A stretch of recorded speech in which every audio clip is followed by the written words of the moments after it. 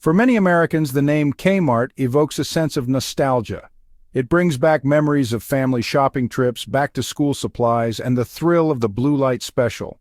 This iconic flashing blue light, a symbol of unexpected discounts, once drew crowds into Kmart stores across the nation. However, the blue light has long since faded, and Kmart's presence in the retail landscape has dwindled to a shadow of its former self. What went wrong? How did a retail giant, once synonymous with value and convenience, fall so far from grace? This essay delves into the rise and fall of Kmart, exploring the factors that led to its decline. We will examine its early success, strategic missteps, financial struggles, and the ultimate failure to adapt to a changing retail landscape. By understanding Kmart's journey, we can glean valuable lessons about the importance of customer focus, innovation, and financial prudence in the ever-evolving world of retail. Kmart's story began in 1899 with the opening of the first Kresge 5 and dime store in Detroit, Michigan. This modest beginning laid the foundation for what would become one of the most iconic retail chains in American history. Founded by Sebastian S. Kresge, the company experienced steady growth in the early 20th century, catering to budget-conscious consumers with low-priced goods. Kresge's vision was simple yet revolutionary: to provide everyday items at prices that everyone could afford. This approach resonated deeply with the American public, especially during times of economic hardship. In 1962, the first Kmart store opened its doors in Garden City, Michigan, marking a pivotal moment in the company's history. This new store format was designed to offer a more extensive range of products than the traditional 5 and dime stores, and it quickly became a hit with consumers. Kmart differentiated itself from traditional department stores by offering a wide variety of merchandise under one roof, from clothing and toys to home goods and appliances. This one-stop shopping experience was a game-changer, providing unparalleled convenience for busy families. This discount department store model resonated with shoppers seeking convenience and affordability. The ability to purchase a wide array of products at low prices made Kmart a favorite destination for millions of Americans. Kmart expanded rapidly, blanketing the United States with its stores and becoming a household name. By the end of the 1960s, Kmart had established itself as a dominant force in the retail industry with a presence in nearly every state. By the 1970s, Kmart had become one of the largest retailers in the world, boasting hundreds of stores and a reputation for value. The company's success was driven by its ability to adapt to changing consumer needs and its relentless focus on providing low prices. The company's innovative approach to retail, coupled with its commitment to low prices, cemented its position as a leader in the industry. Kmart's advertising campaigns emphasized its unbeatable prices and wide selection, attracting a loyal customer base. Kmart's success story, however, was not destined to last. As the retail landscape evolved, new competitors emerged and consumer preferences began to shift. The rise of big-box retailers and online shopping presented significant challenges for Kmart.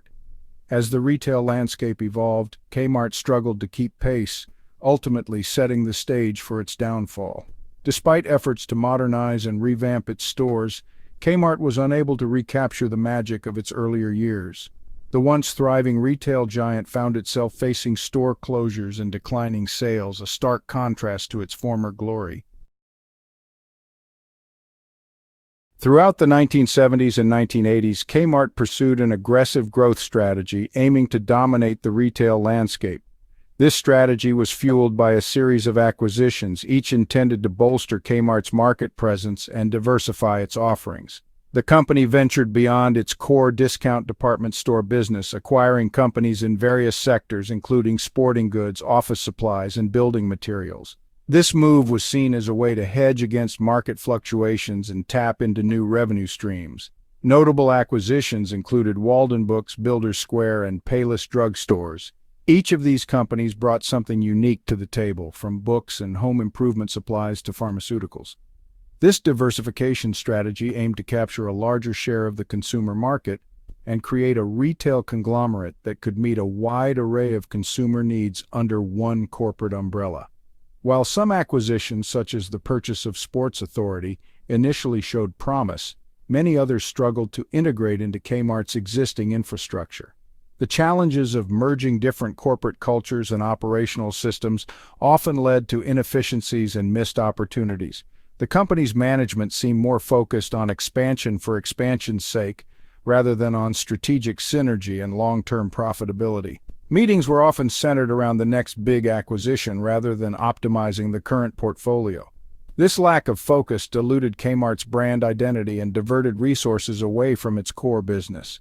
The stores began to feel overextended, trying to be everything to everyone but excelling at nothing in particular. The rapid expansion and diversification efforts, while seemingly impressive on paper, masked underlying operational weaknesses and a growing disconnect with the evolving preferences of its customer base. Customers began to notice the inconsistency in store quality and product offerings. Kmart's pursuit of building a sprawling retail empire ultimately sowed the seeds of its decline. The once mighty retailer found itself unable to keep up with more focused and nimble competitors, leading to a slow but steady erosion of its market share and influence. In its heyday, Kmart was a household name, a place where families shopped for everything from clothes to home goods. Its blue light specials and catchy jingles were part of the American retail experience. However, as the retail landscape evolved with the advent of e-commerce and changing consumer habits, Kmart struggled to adapt. The rise of online shopping and the convenience it offered further eroded Kmart's customer base. Store closures became more frequent, and the once bustling aisles of Kmart stores turned into empty corridors. Liquidation sales marked the end of an era as the company sold off its remaining assets in a bid to stay afloat. For many, Kmart remains a nostalgic memory, a symbol of a different time in retail history. Its story serves as a cautionary tale about the perils of overexpansion and the importance of staying true to one's core business. No discussion about Kmart would be complete without mentioning the blue light special. This iconic marketing tactic became a hallmark of the Kmart shopping experience, embedding itself into the cultural fabric of American retail. Launched in 1965, this iconic marketing campaign involved flashing a blue light above a specific product in the store, signaling a limited-time discount. The idea was simple yet effective.